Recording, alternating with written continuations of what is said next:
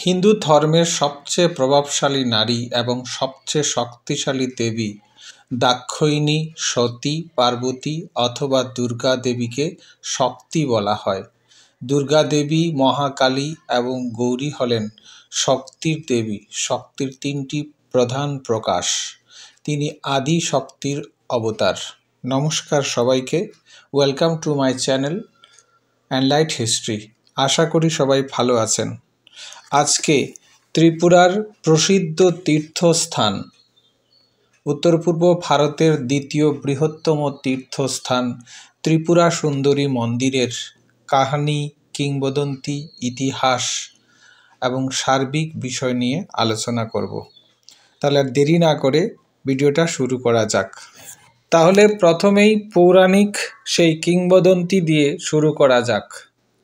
Mythology অনুসারে সতী ছিলেন প্রজাপতি দক্ষের কন্যা এবং তিনি তার পিতার ইচ্ছা সত্ত্বেও ভগবান শিবকে বিবাহ করেছিলেন। প্রজাপতি দক্ষ একবার যখন বিশাল যজ্ঞের আয়োজন করেছিলেন, কিন্তু তিনি তার কন্যা ও জামাতাকে নিমন্ত্রণ করেননি। সতী তার পিতার কর্মকাণ্ডে অত্যন্ত দুঃখিত হয়েছিলেন। সতী সেখানে পৌঁছানোর পর তার পিতা সতীকে উপেক্ষা করে তাকে অপমান করেন। সতী তার স্বামী অর্থাৎ শিবের অপমান সহ্য করতে না পেরে যজ্ঞের আগুনে ঝাঁপিয়ে পড়ে আত্মহত্যা করেন। তিনি মারা যান, কিন্তু তার দেহ পুড়ে যায়নি। ভগবান শিব ক্রোধান্বিত হয়ে দক্ষের মাথা কেটে ফেলেছিলেন, কিন্তু শেষ পর্যন্ত তিনি তাকে জীবিত করে ক্ষমা করে দিয়েছিলেন। ভগবান শিব বিধ্বস্ত সতীর দেহ ধারণ করে ব্রহ্মাণ্ড ঘুরে বেড়ান। অবশেষে ভগবান বিষ্ণু তার চক্র ব্যবহার করে সতীর দেহ ভেঙে টুকরো টুকরো করে ফেলেন। দেহের প্রতিটি অংশ শক্তিপীঠে রূপান্তরিত হয়। দেহের অংশ যেখানে মাটিতে পড়েছিল সেখানে মন্দিরটি আবির্ভূত হয়েছে। শক্তিপীঠকে রক্ষা করার জন্য ভগবান শিব প্রতিটির জন্য 52 জন ভৈরব সৃষ্টি করেছিলেন। শক্তি বা দেবী ত্রিপুরা সুন্দরী নামে পরিচিত এবং তার সাথে থাকা ভৈরব ত্রিপুরেশ্বর নামে পরিচিত। এই পীঠস্থানটি কুর্মপীঠ নামেও পরিচিত, কারণ এটি একটি পাহাড়ের উপরে অবস্থিত, যা কচ্ছপের বা কুর্মের কুঁজের মতো। প্রায় 500 বছর পুরনো এই দুর্দান্ত স্থাপনাটি শহরের প্রাচীনতম মন্দির। 1501 খ্রিস্টাব্দে মহারাজা ধন্যমাণিক্য ত্রিপুরা সুন্দরী মন্দির প্রতিষ্ঠা করেন। কথিত আছে তিনি বিষ্ণুর উদ্দেশ্যে মন্দিরটি নির্মাণ করেছিলেন। পরে স্বপ্নাদৃষ্ট হয়ে বর্তমান বাংলাদেশের চট্টগ্রাম থেকে কষ্টি পাথরে নির্মিত ত্রিপুরা সুন্দরী বিগ্রহ এনে এই মন্দিরে স্থাপন করেন। উদয়পুরের ত্রিপুরা সুন্দরী মন্দিরকে ধরা হয় 51 পীঠের এক পীঠ। পুরাণের কাহিনী অনুসারে সতীর অঙ্গ যেখানে যেখানে পড়েছিল সেই জায়গাতেই পীঠস্থানে পরিণত হয়েছে। পীঠমালা তন্ত্র গ্রন্থ অনুসারে উদয়পুরের এই স্থানে সতীর ডান পা পড়েছিল।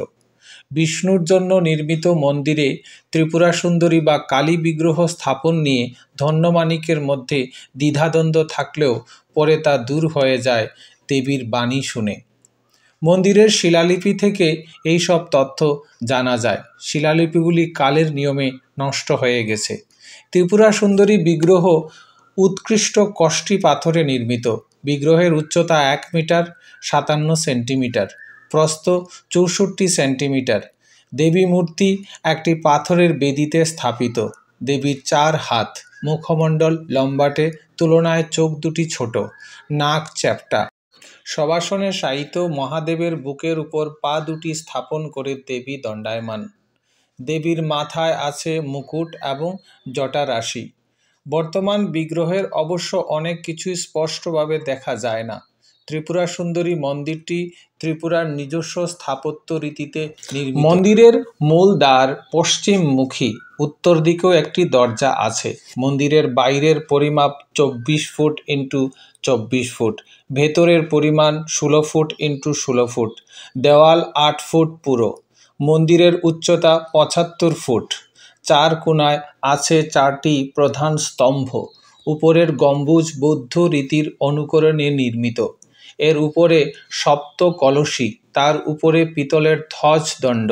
এই মন্দিরের গঠন শৈলীতে বিভিন্ন প্রদেশ ও ধর্মের মন্দিরের গঠন রীতির সংমিশ্রণ রয়েছে।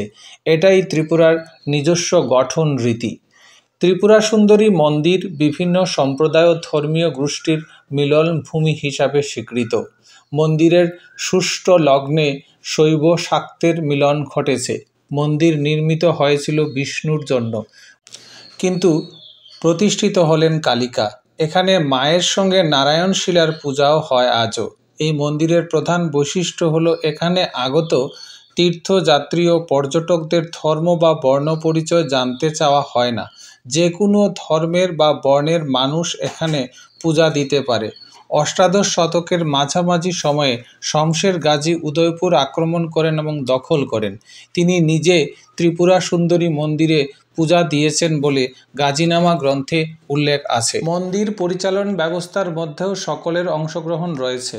উদয়পুরের মুসলমানরা ক্ষেত্রের প্রথম ফসল গরুর দুধ মাকে নিবেদন করে।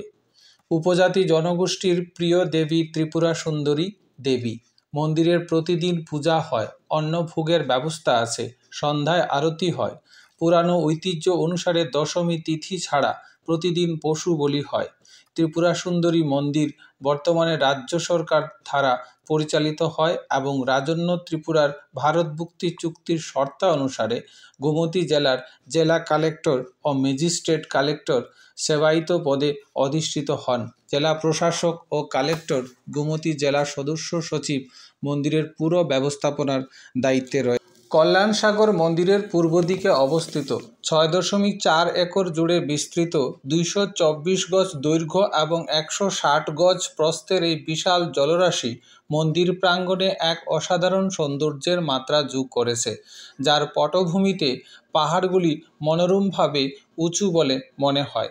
জলবিরল বোস্তামি কচ্ছপ, যা বন্য অঞ্চলে বিলুপ্ত বলে বিবেচিত, তাদের মধ্যে কিছু বড় যারা খাবারের টুকরো খুঁজতে তীরে আসে, যা দর্শনার্থীদের কাছে স্টল থেকে কিনে এই সরীসৃপদের খাওয়ার অংশীদার হিসাবে আনন্দ দান করে থাকে। ভক্তরা তাদের মুড়ি, ফোলানো ভাত এবং বিস্কুট খাওয়ান। এই পুকুরে বিভিন্ন ধরনের মাছ পাওয়া যায়, তবে এখানে মাছ ধরার কোনো অনুমতি নেই। এই প্রাকৃতিক পুকুরে বিভিন্ন ধরনের জলজ প্রজাতি রয়েছে, তবে কল্যাণ সাগরের মূল আকর্ষণ হল বোস্তামি কচ্ছপ। ভক্তদের কাছে কল্যাণ সাগর একটি অত্যন্ত পুণ্য স্থান বলে বর্তমানে সমগ্র কুর্মপীঠটি নতুনভাবে সুন্দর হয়ে উঠছে। বর্তমান সরকারের প্রচেষ্টায় সেখানে কুর্মপীঠকে নতুনভাবে সাজিয়ে তোলা হচ্ছে, আর এই কুর্মপীঠ হয়ে উঠেছে উত্তর পূর্ব ভারতের কামাখ্যা মন্দিরের পর দ্বিতীয় সবচেয়ে বৃহৎ পবিত্র তীর্থস্থান। এই ছিল ত্রিপুরা সুন্দরী মন্দির নিয়ে আজকের প্রতিবেদন। এখানে কিংবদন্তি কাহিনী, কিছু ইতিহাস এবং লোকগাথার সংমিশ্রণে ভিডিওটা তৈরি করা হয়েছে।